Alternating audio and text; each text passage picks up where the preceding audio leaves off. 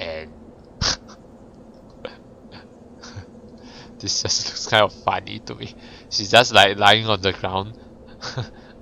And why are you even lying on the ground? You know? So weird.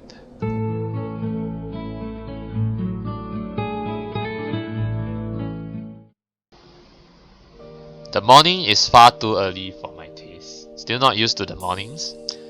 It doesn't help that I had trouble sleeping last night. Oh, there were simply too many things to think about. My mind refused to slow down, like your future and all that thing. Instead, I replayed the rooftop, the park, and everything else over and over in my mind. There's a small part of my mind that is still paranoid that this has all been some kind of joke. That I'll meet up with Amy at the track and she'll act like nothing happened yesterday. Pushing these thoughts to the back of my mind, I throw on my running clothes and open the door. Amy's waiting for me with her usual smile. You're late! Or at least you're not early today. Are you tired or something? I find myself ruefully rubbing the back of my head. Yeah, I didn't have enough sleep. Something like that, yeah. Lots of things to think about and all that. Amy giggles at my mild understatement. Yeah, I didn't sleep that well either. Oh? I was actually glad you weren't early, cause I wasn't early either. I wonder if the same thing kept us awake. The image of her weeping face passes through my mind. What kept you up? Amy's expression falters, but she quickly notices my curiosity and forces a smile. Nothing important. She's obviously not telling me something. The question is, should I press the issue? Something's clearly been bothering her for a while. I want to help her, but would it just come off as me being nosy? She's got to know I care about her though. Are you sure? If something's bothering you, I'm here to help you sort it out. Amy laughs then, but it's not her usual laugh, or I guess she had that nightmare again. There's an edge to it that seems almost bitter. Sort it out? I'm not sure it can be sorted out, Hisao. An almost grim smile crosses her lips. It's like a smile of resignation. I don't think you can help me anyway. Why? That hurts. Ouch. I hope I didn't make the wrong decision just now, I don't want to say that it hurts to her, but it does. Doesn't she realize I want to be there for her when things go wrong? Well, I guess she still doesn't really trust me enough to want to share her feelings to me, to Hisao. Yeah, because if she does, then that would be true love, I feel. Yeah, but we haven't fully gained her trust yet, so yeah. Well, I won't push you on the matter, but I'm here for you if you decide later that you'd like to talk about it. It might help. I can see the debate raging behind Amy's eyes. It seems like she wants to tell me, but she's not sure whether or not she can. Hey, forget about it for now, okay? We've got running to do. The mention of running, something that she can handle, brings Amy back to her usual self. Right. Hurry up and stretch out, Hisao. We've got to get moving. She takes off like a shot, far quicker than I'm used to. Run, run, run. Still, I try to keep pace with her, recklessly testing my limits. It gives me a feeling of freedom, like my heart is no longer important. I find myself wanting to laugh, filled with the feeling of moving beyond what I once called my boundaries. See, now the heart is no longer a problem, no more heart attack and all that, which is great, healthy heart now. The nurse warnings to not overdo things echo in my mind, and I disregard them. This feeling I have, this willingness to risk a heart attack for something so trivial as a morning run, feels out of character for me. But is it? Or rather, should it be? I've got a weak heart, sure. You'll never be capable of the kind of speed and endurance Amy's capable of. Though I probably wouldn't be able to get that good even if I had a healthy heart. As we round the final bend, I feel my legs screaming in protest, but for the first time, I ignore them. I accelerate to finish at a sprint, nearly catching up to Amy. That was never going to happen, of course. Maybe if Hisao actually manages to overtake Amy, then she'll recognize Hisao as her equal, and then she'll share with Hisao, her feelings, what's bothering her and all that, everything. Yeah, pour it all out to him. Yeah, I think maybe that's how it's gonna go. I don't know, but I think that would make sense. Still, I feel surprisingly good. Oh sure, my legs feel like they're about to catch fire, and I'm having trouble staying upright. But there's been a shift of some sort today. And it's all thanks to the girl grinning at the finish line, waiting for me. That felt a little faster than usual. My comment is met with a grin and a shrug. Can't have you think I was gonna go soft on you now, can I? But you managed to handle it just fine. Well, I couldn't have done it without you. Oh, Still feeling the high from the run and moved by a surge of gratitude, I seized Amy in a hug. Thanks. Really, I'm not just saying that. I'm in your debt. Amy seems flustered by my words, squirming uncomfortably. don't be silly, Hisao. Someone had to hold you out there, didn't it? And it's not like you're not doing anything for me, right? I needed a running partner, remember? I shake my head, still pointedly not letting go of Amy. Stops squirming and merely looks up at me with a quickly deepening blush that almost seems out of character. No, that's not true. You wanted a running partner, but you didn't need one. Oh, that's the difference. If I hadn't shown up the day after the festival, you would still run, right? But it doesn't work the other way around. I only managed to make it out a few times before the festival. And without you, I probably wouldn't have made it out at all after that. Amy smiles at me and prods my chest with one finger.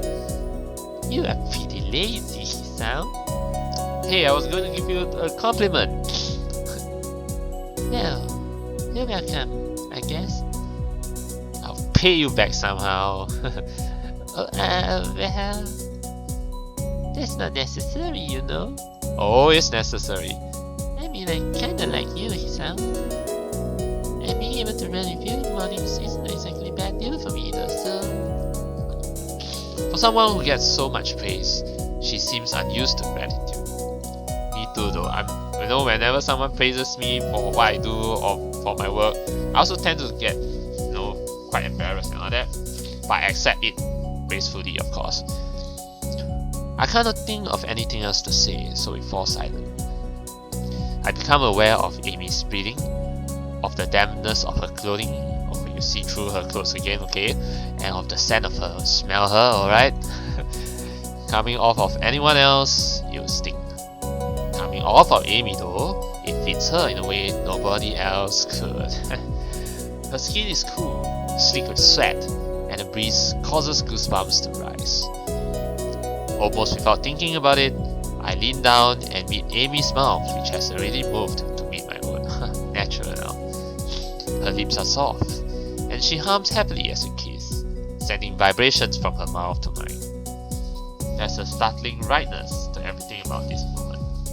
We fit one another perfectly. The kiss ends, and I finally let my arms drop back to my sides. Amy is smiling warmly at me and giggles again. Come on, Hisao, we better go see the nurse. Oh, then it happens. Oh no, crap. The music suddenly stops. Crap! As she turns to begin walking, she gives out a tiny yelp and stumbles forward. Oh, Amy! I leap to steady her and notice with some concern that she's favoring the same leg as last night. Your leg? Amy seems panicked and pushes away from me. It's fine. My expression must seem hurt, because she hastens to apologize. Sorry. Didn't mean to push you like that.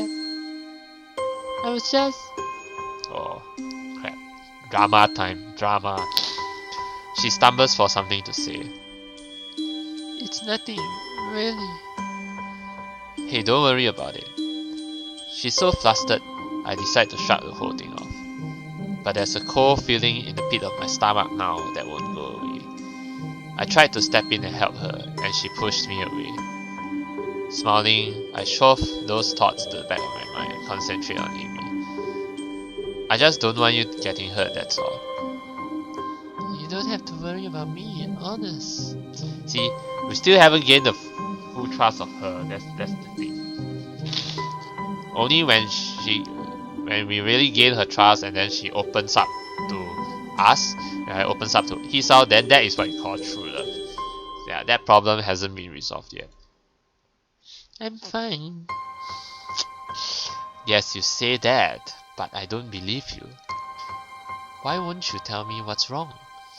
And I feel that at this point, if you want to push it any further, it would be very dangerous, very tricky also. Yeah, but not sure what to do. If there's a choice right now, I'll have to think hard about this. It's like she gets offended by my trying to help.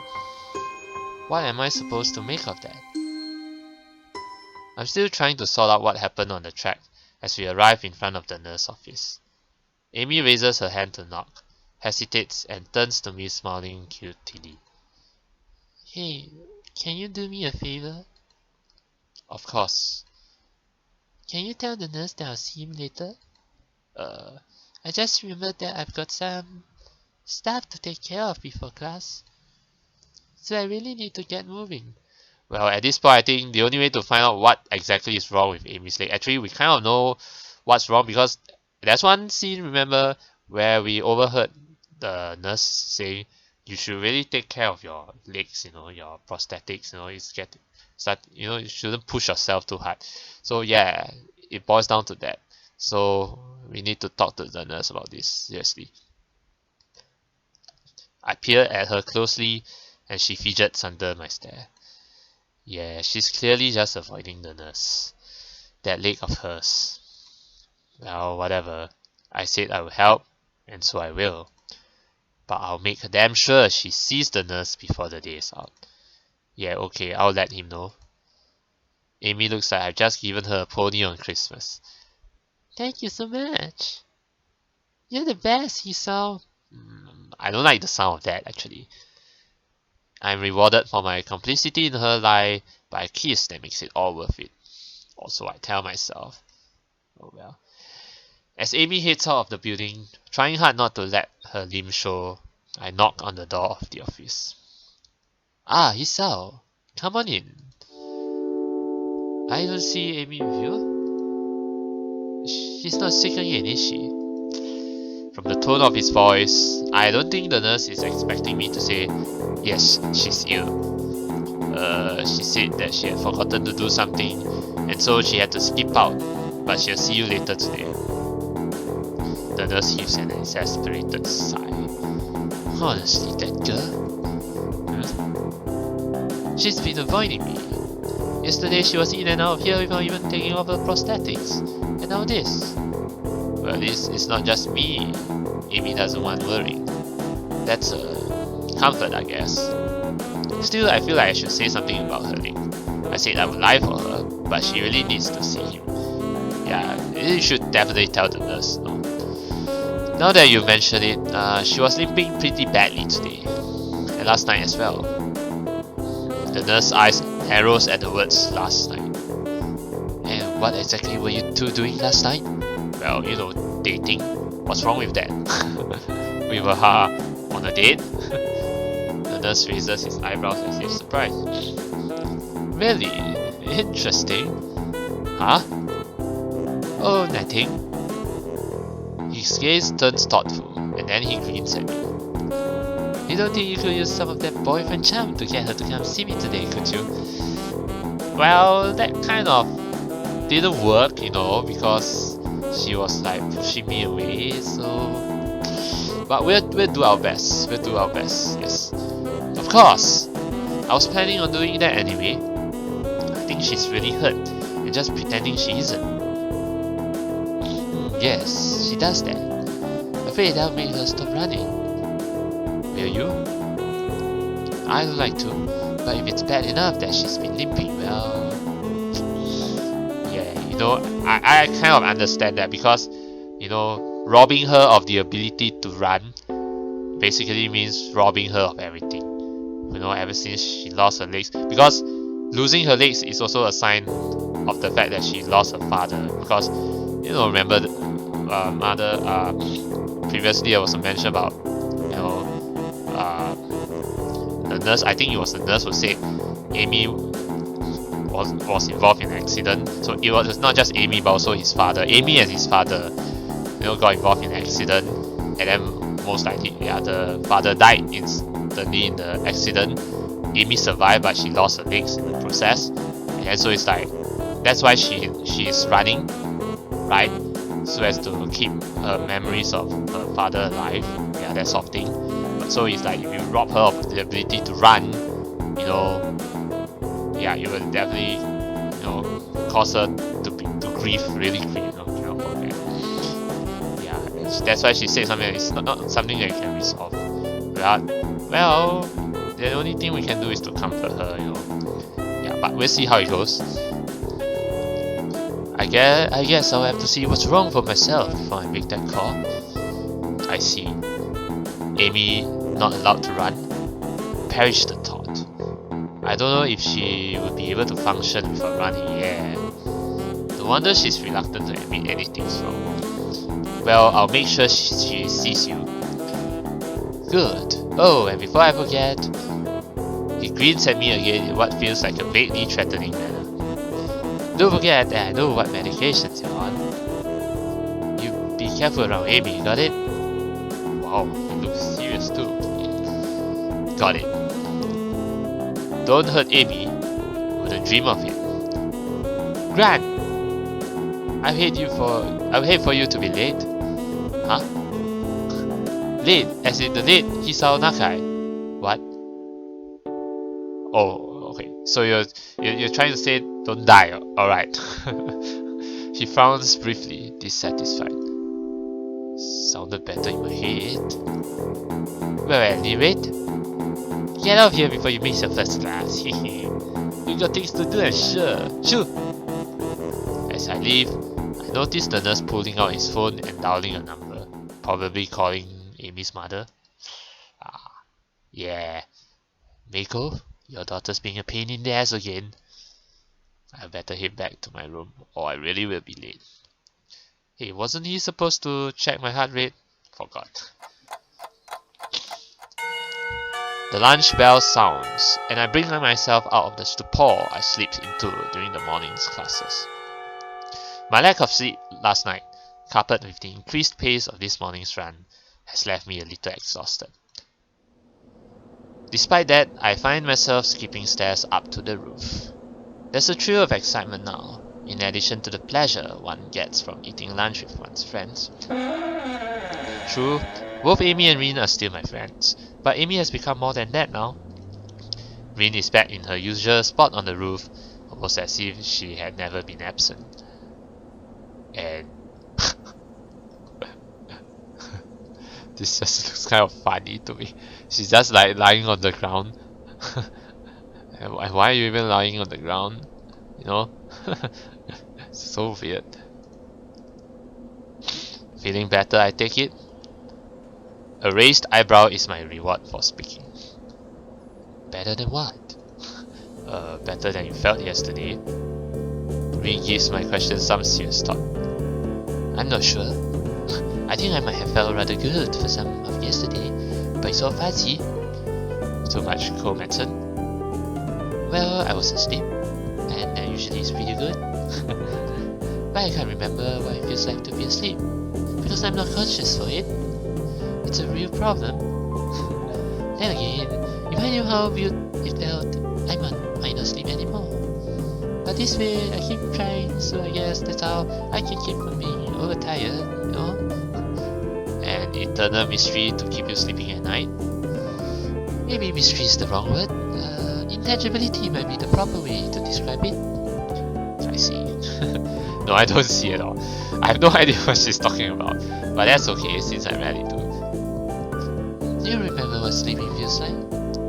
Like yesterday? Do you remember what it felt like sleeping yesterday?